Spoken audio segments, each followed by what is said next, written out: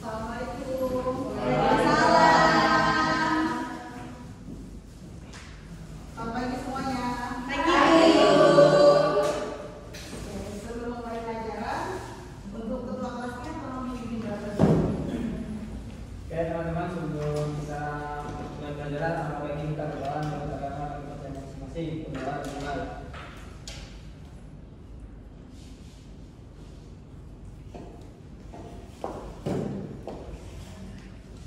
Berdoa selesai. Oke, terima kasih. Untuk hari ini siapa yang tidak hadir? Alasannya karena kerjaannya.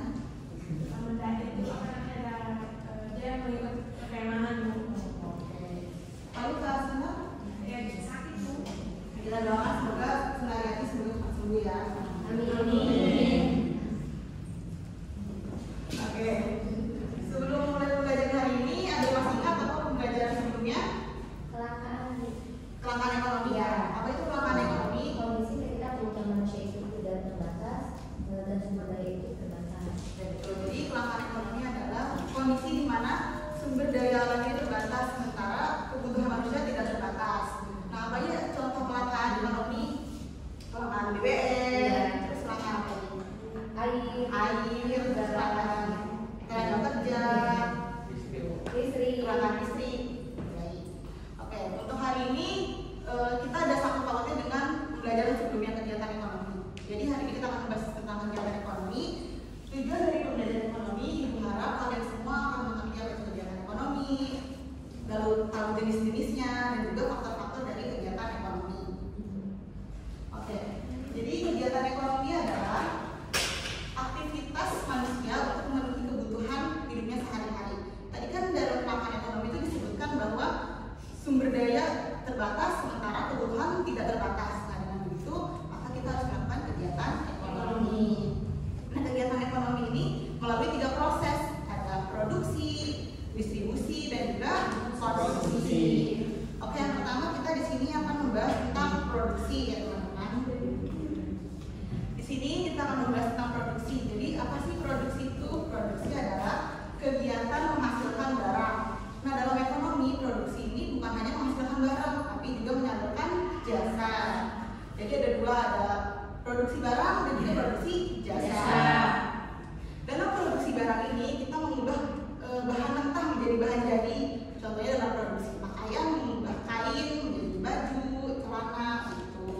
Lalu dalam produksi jasa ada guru yang menyalurkan pendidikan untuk muridnya, lalu ada dokter yang menyalurkan kesehatan untuk jasa kesehatan untuk pasiennya, lalu ada juga jasa tukang cukur, jasa kebersihan, dan jasa-jasa untuk memenuhi kebutuhan manusia. Lalu dalam produksi ini ada faktor-faktor yang mendukung. Yang pertama ada sumber daya alamnya. Nah, dalam pertanian ini sumber daya alamnya yang dibutuhkan tanah, air, pupuk, gitu. Terus dalam pembuatan elektronik ada logam, sumber daya alam. Ada logam, ada apa lagi sumber daya yang dibutuhkan dalam elektronik? Nikel, plastik, gitu. Bukan sumber daya. Iya, baik seperti itu ya. Lalu yang faktor kedua ada sumber daya manusia. Jadi selain sumber daya alam, sumber daya manusia ini juga mempengaruhi produksi. Seperti pertanian kita membutuhkan petani, lalu dalam merakit mesin kita membutuhkan teknisi, lalu dalam mengajar kita membutuhkan guru, dalam rumah sakit kita membutuhkan dokter. Tuh. Lalu kalau misalkan sumber daya manusianya ini atau tenaga kerjanya ini memiliki skill yang tidak mumpuni atau tidak kompeten, yang dihasilkan juga tidak akan bisa bersaing di pasaran. Lalu faktor yang ketiga ada modal. Dalam produksi kita membutuhkan peralatan dan juga finansial, uang. Dalam pabrik kita membutuhkan bangunan, lalu kita membutuhkan mesin. Dalam pembuatan baju kita membutuhkan mesin jahit, alat ukur, patung. Jadi peralatan sangat dibutuhkan dalam proses produksi. Nah, ada yang tahu nggak kegiatan produksi ini disebutnya apa? Orangnya produsen. Jadi kenapa kegiatannya produksi? Orang yang melakukan kegiatan disebut produsen. Lalu selanjutnya kita akan membahas tentang distribusi.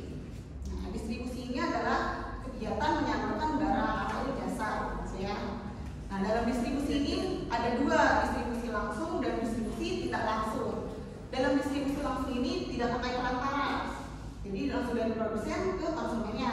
Sementara kalau misalkan produksi tidak langsung itu ada perantaranya. Yang sini ada yang ditanyakan? Ya. Tadi kan Ibu bilang distribusi ada dua macam, distribusi langsung dan tidak langsung. Contoh dari keduanya? Oke, untuk distribusi langsung ini seperti tukang bakso atau tukang mie ayam gitu ya, dia menjual atau mendistribusikan hasil jualannya sendiri langsung ke konsumen. Nah, sementara kalau misalkan yang tidak langsung itu seperti perusahaan minuman atau perusahaan pakaian, dia mendistribusikan ke agen atau ke pengecer dulu, ke penggrosir, lalu dari penggrosir ke toko-toko kecil untuk baru dikonsumsi gitu. Tapi ini paham? Oke, baik. Lalu terakhir di sini ada konsumsi. Nah, ini ada konsumsi. Konsumsi ini adalah aktivitas menggunakan atau memanfaatkan barang. Nah, dalam konsumsi ini ada 3: konsumsi barang habis pakai, konsumsi barang tahan lama, dan juga konsumsi jasa. Nah, konsumsi barang habis pakai itu seperti apa?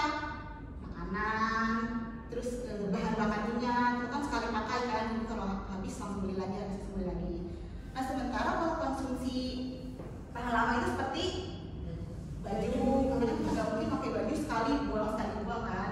Lalu ada juga elektronik, ponsel, televisi gitu. Lalu konsumsi jasa itu ada apa? Ada kita yang menggunakan transportasi umum, kita menggunakan layanan kesehatan, itu disebutnya konsumsi jasa. Itu kan sudah menjelaskan tentang pengertian, lalu faktor-faktor dan juga contohnya. Nah, kalau kalian cari tentang hubungan dari produksi, terus distribusi dan konsumen itu hubungan satu sama lain itu apa? Nanti aku akan panggil 3 orang untuk nanti ke depan. Oke. Tolong dicari dulu ya masing-masing.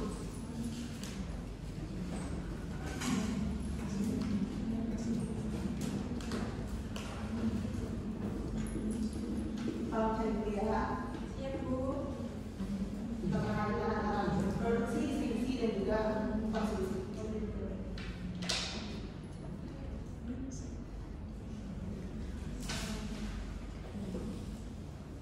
Oke, untuk yang maju hari ini tanggal berapa? Tanggal 7 Tanggal 7 ya. Untuk nomor 7 siapa? Lis ya. Yang Lis boleh maju. Lalu ini bulan Desember tanggal 12 bulan 12 ya. Absen 12 ya. Satu lagi siapa ya? Bang Didi boleh.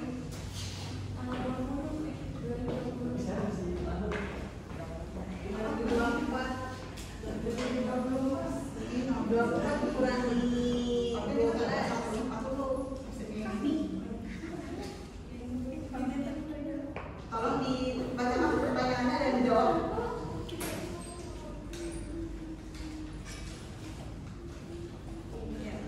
Assalamualaikum warahmatullahi wabarakatuh. Waalaikumsalam warahmatullahi wabarakatuh. Oke, pertanyaannya yaitu apa tujuan utama produsen dalam kegiatan ekonomi?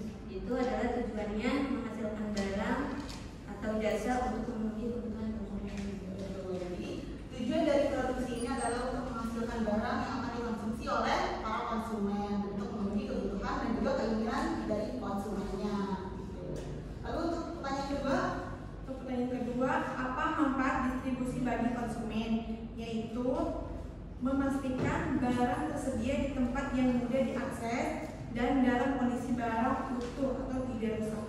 Jadi distribusi ini memiliki manfaat untuk menyalurkan barang dan memastikan bahwa barang tersebut tidak rusak sampai ke konsumennya. Untuk pertanyaan ketiga, Pertanyaan ketiga itu apa peran teknologi dalam mempercepat distribusi barang ke konsumen?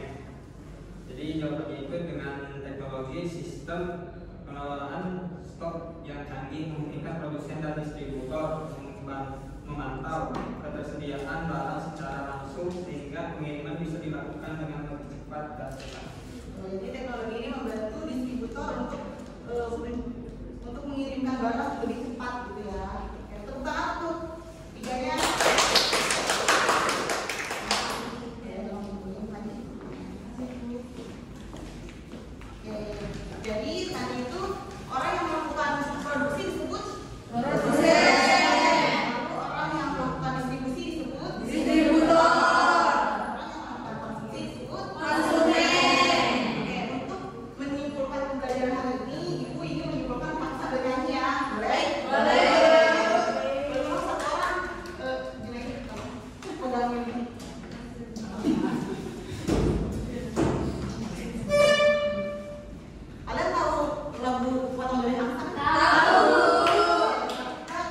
menimbulkan